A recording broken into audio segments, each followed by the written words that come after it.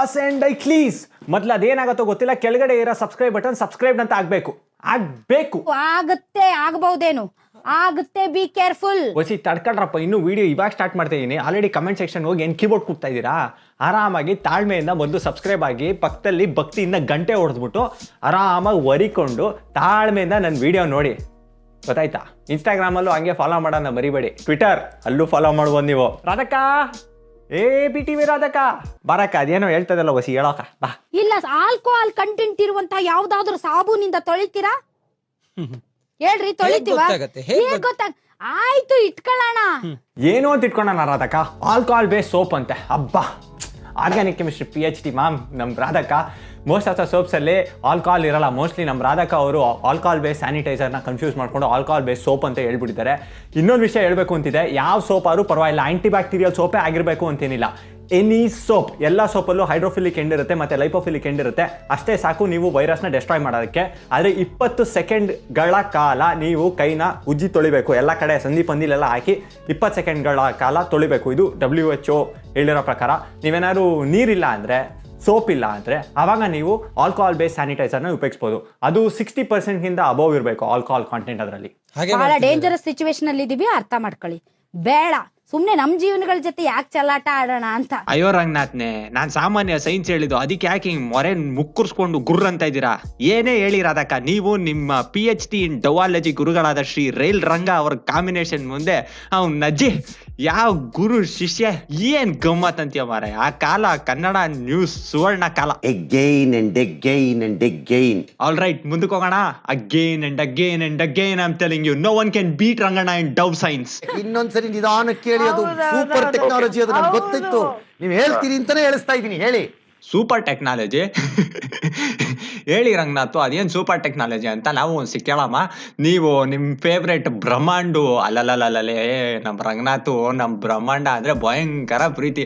ಅವ್ರ ಹತ್ರನೇ ಸೈನ್ಸ್ ಕಲ್ತಿರೋದು ಅನ್ಸುತ್ತೆ ನಮ್ಮ ರಂಗನಾಥ್. ಕೃತಜ್ಞತೆಗೋಸ್ಕರ ಈಗಲೂ 2020ನಲ್ಲೂ ಕಲರ್ ಕಾಗೆ ಆರ್ಸಕ್ಕೆ ಬ್ರಹ್ಮಾಂಡನ ಕರ್ಕೊಂಬರ್ತಾರೆ ಅವ್ರ ಚಾನಲ್ಗೆ. ನಾನು 2017 ವಿಡಿಯೋ ನೋಡೇನೆ ಹುಷಾರಾಗ್ತಾರೆ ಅನ್ಕೊಂಡಿದ್ದೆ. ಇವ್ರಿಗೆ ಯಾಕೋ ಬುದ್ಧಿ ಬರಂಗೆ ಕಾಣೆ, ಬುದ್ಧಿ ಸಾನೆ ಆಗೋದು ನಿಮ್ಗೆ. 2,000 ರೂಪಾಯಿ ನೋಟಿನಲ್ಲಿ ಅಡಗಿರುವಂತ ಒಂದು ಟೆಕ್ನಾಲಜಿ ಇದೆ. ಆ ಟೆಕ್ನಾಲಜಿ ನಮ್ಮ ಮೊಬೈಲ್ ಫೋನ್ ಅಲ್ಲಿರುವಂತ ಸಿಮ್ ಕಾರ್ಡಿನ ಈ ಸಿಮ್ ಕಾರ್ಡಿನ ಹಾಗೆ ಈಗ ನಾವು ಕಳ್ಳತನವನ್ನು ಮಾಡಿ ಓಡಿ ಹೋದರೆ ಪೊಲೀಸ್ನವರು ನಮಗೆ ಸಿಮ್ ಕಾರ್ಡಿನ ಮೂಲಕ ನಮ್ಮನ್ನ ಸ್ಯಾಟಲೈಟ್ ಇಂದ. ಹಾಗೇನೆ 2,000 ರೂಪಾಯಿ ನೋಟಲ್ಲೂ ಒಂದು ಚಿಪ್ ಇದೆ. ನೀವು ಒಟ್ಟುಗೂಡಿಸಿ ಒಂದು 10 ಲಕ್ಷ, 50 ಲಕ್ಷ, 60 ಲಕ್ಷ, 2,000, 2 ಕೋಟಿ, 5 ಕೋಟಿ ದುಡ್ಡನ್ನ ಒಂದೇ ಕಡೆ ಇಟ್ರೆ ಸ್ಯಾಟಲೈಟ್ ಇಂದ ಅದನ್ನ ಕಾಣುವಂತ ಒಂದು ತಂತ್ರಜ್ಞಾನ ಈಗ ನಮ್ಮಲ್ಲಿ ಇದೆ, ನಮ್ಮ ದೇಶದಲ್ಲಿ ಇದೆ. ಇನ್ಫ್ಯಾಕ್ಟ್ ನನಗೆ ತಿಳಿದ ಮಟ್ಟಿಗೆ ಭೂಮಿಯ 120 ಮೀಟರ್ಗಳ ಕೆಳಗೆ ಇದ್ರೇನು ಅದನ್ನ ಡಿಟೆಕ್ಟ್ ಮಾಡುವಂತ ಟೆಕ್ನಾಲಜಿ ತಂದಿಟ್ಟಿದಾರಂತೆ. ಅದು ನೋಡ್ರೋ, ಆ ಕೆನ್ನೆ ಹಂಗೆ ಒಬ್ಬಡದೆ ಖುಷಿಗೆ. ಏನ್ ಟೆಕ್ನಾಲಜಿ, ನಂಗೆ ಗೊತ್ತಿತ್ತು ಅಂತೆ ನಮ್ ರಂಗ. ಸೂಪರ್ ಟೆಕ್ನಾಲಜಿ, ಅದು ನಮ್ಗೆ ಗೊತ್ತಿತ್ತು. ಲೇ ಅಪ್ಪ, ಕಿಲಾಡಿ Ranganath. Nano technology PhD, femto technology, quark, sub atomic structures ಎಲ್ಲಾದ್ರಲ್ಲೂ ಒಂದೊಂದು PhD, ಎಲ್ಲ ಹಾರ್ವರ್ಡ್ ಯೂನಿವರ್ಸಿಟಿ. ಅಣ್ಣ ಗೊತ್ತಿತ್ತು ಅಂತೆ.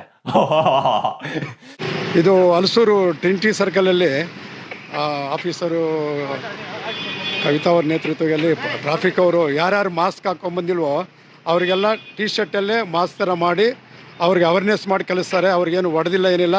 ಯಾವ ಟೈಪ್ ಅವೇರ್ನೆಸ್ ರೀ ಇದೆಲ್ಲ? ಏನೆಲ್ಲ ನಮ್ಮ ರಂಗಣ್ಣನ ಇನ್ಫ್ಲೂಯೆನ್ಸ್ ಟೆಕ್ನಾಲಜಿಗಳ ಇವೆಲ್ಲ? ಅಯ್ಯೋ, ನಿಮ್ ಚುಯ್ಯ ಐಡಿಯಾಗಳು, ಮಸಾಳ್ ಲಾಜಿಕ್ಗಳು ಮೊದಲು ನಿಮ್ಗೆ ಅವೇರ್ನೆಸ್ ಮೂಡಿಸ್ಬೇಕು. ತುಂಬಾ ಜನ ಪೊಲೀಸ್ನವರು ಶ್ರದ್ಧೆಯಿಂದ, ಶ್ರಮ ಹಾಕಿ, ನಿಷ್ಠೆಯಿಂದ ಕೆಲಸ ಮಾಡ್ತಾರೆ. ತುಂಬಾ ಜನ ಕಾಮನ್ ಸೆನ್ಸ್ ಇಟ್ಕೊಂಡು ಕೆಲಸ ಮಾಡ್ತಾರೆ. ಆದ್ರೆ ಜನರಲ್ ಆಗಿ ಕರ್ನಾಟಕ ಪೊಲೀಸ್ ಏನಕ್ಕೆ ಫೇಮಸ್ ಅಂದ್ರೆ ಅವ್ರ ಭಾಷೆ.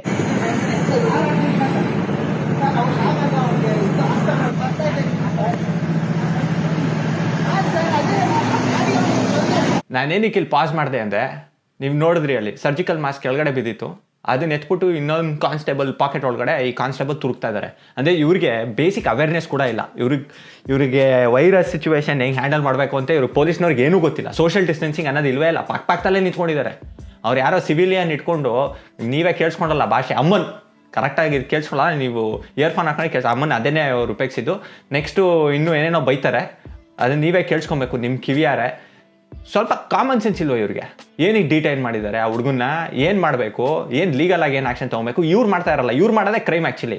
ಇದು 319 320 IPC ಸುಮ್ಮನೆ ಹಂಗೆ ಹೋಗೋದು ಹೊಡೆಯೋದು. ಯಾರ್ರೀ ನಿಮ್ಗೆ ಹೊಡೆಯೋಕ್ಕೆ ನೀವು? ಸುಮ್ಮನೆ ಅವ್ನು ಏನೋ ಸರ್ ಅಂತ ಹೇಳ್ತಾ ಇದ್ದಾನೆ, ಅವ್ನು ಕೋಆಪ್ರೇಟ್ ಮಾಡ್ತಾ ಇದ್ದಾನೆ, ಅವ್ನು ಹುಡುಗ ತಗೊಂಡೋಗಿ ಹೊಡೆಯೋದು, ಸುಮ್ಮನೆ ಹಂಗೆ ಹೊಡೆಯೋದು.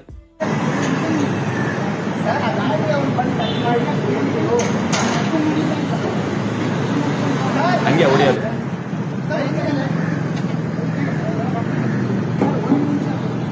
ಈ ವಿಡಿಯೋ ಸ್ವಲ್ಪ ಕಟ್ ಮಾಡಿದ್ದೀನಿ ನಾನು.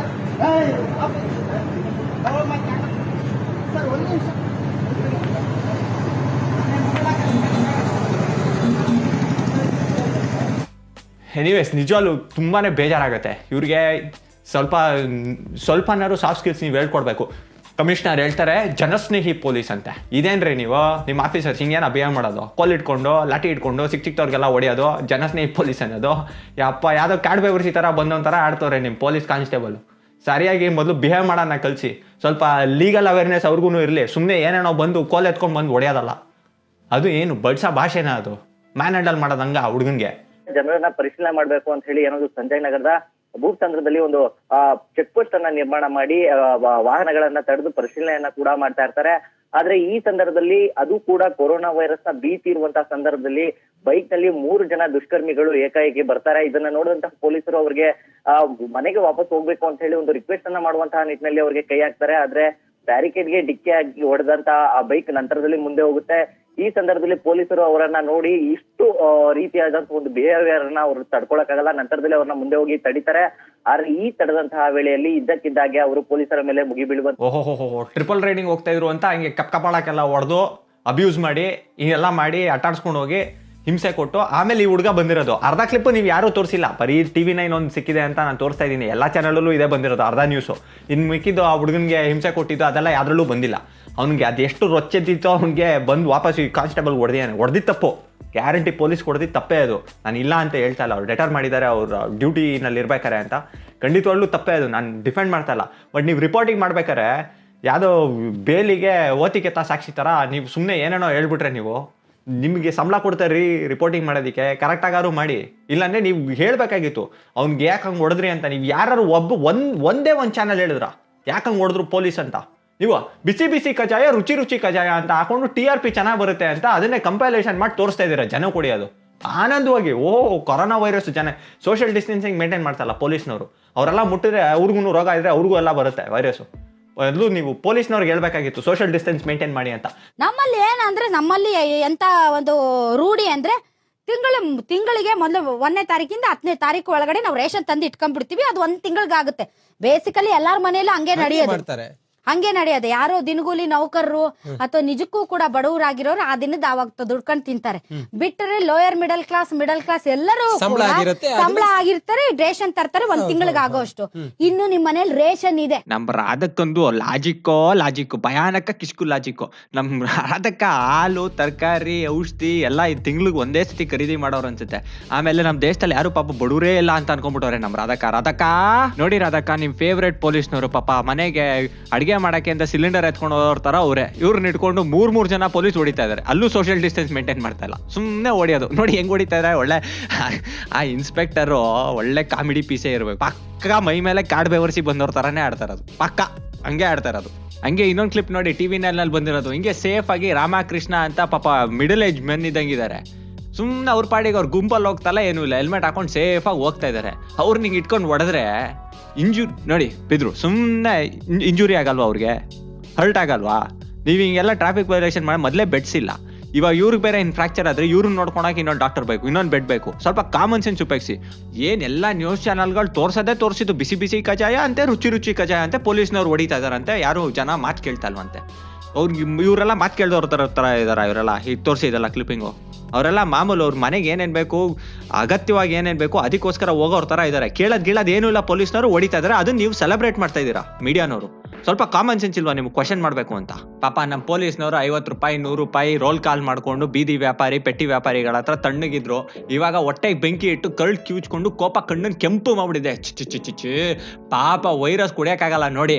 ಅದಕ್ಕೆ ಸಿಕ್ಪಕ್ಕಿದ್ದ ಜನಕ್ಕೆ ಹಳೆ ಹಾಸಿಗೆಯಿಂದ ಧೂಳ್ ತೆಗೆದವ್ರ ತರ ಫೈಡ್ ಅಂತ ಹೊಡಿತಾ ಇದ್ದಾರೆ. ಸುಮ್ಮನೆ ಮೆಂಟಲ್ ತರ ಡೋರ್ ಮುರಿದು ಪೂಜೆ ಪೂಜೆ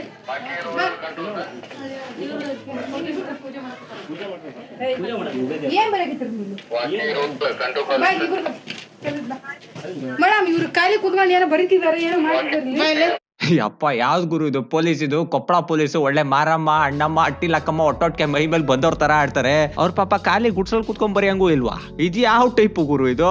ಲಾ ಎನ್ಫೋರ್ಸ್ಮೆಂಟ್ ನನ್ಗೆ ಇನ್ನೂ ಅರ್ಥನೇ ಆಗಲ್ಲ. ನನ್ ಕಣ್ ನಂಗೆ ನೋಡ್ತಾ ಇದ್ರೆ ಹಿಂಗೋಗ್ ಕೊಳ್ತೈತದೆ ಅಷ್ಟೇ. ಕನಿಷ್ಠ ಪಕ್ಷ ಸ್ವಲ್ಪನಾದ್ರು ಸೋಷಿಯಲ್ ಡಿಸ್ಟೆನ್ಸ್ ಮೇಂಟೈನ್ ಮಾಡ್ರಿ.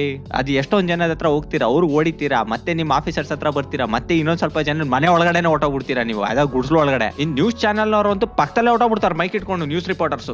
ಕೇಳೋದೇ ಬೇಡ, ಸೋಷಿಯಲ್ ಡಿಸ್ಟೆನ್ಸಿಂಗ್ ಅನ್ನೋದು ಇಲ್ವೇ ಇಲ್ಲ. ಹೇಳೋದು ಮಾತ್ರ ನ್ಯೂಸ್ ಅಲ್ಲಿ ಜನ ಫಾಲೋನೇ ಮಾಡ್ತಲ್ಲ. ಸೋಷಿಯಲ್ ಡಿಸ್ಟೆನ್ಸ್ ಇಲ್ವೇ ಇಲ್ಲ, ಎಷ್ಟು ಹೇಳಿದ್ರು ಗೊತ್ತಾಗಲ್ಲ ಜನಕ್ಕೆ ಅಂತ. ನೀವ್ ಯಾಕೆ ಒಂದು ಬೂಮ್ ಪೋಲ್ ಉಪಯೋಗಿಸಕ್ಕಾಗಲ್ವಾ? ರಿಪೋರ್ಟ್ ಮಾಡ್ಬೇಕಾರೆ ಪಕ್ಕದಲ್ಲೇ ಹೋಗಿ ಕುತ್ಕೊಬೇಕಾ ನೀವು ಪೆಕರ್ಗಳ ತರ? ಒಳ್ಳೆ ಪೆಂಗ್ ನನ್ ಮಕ್ಳು ಸವಾಸ. Shame on everybody.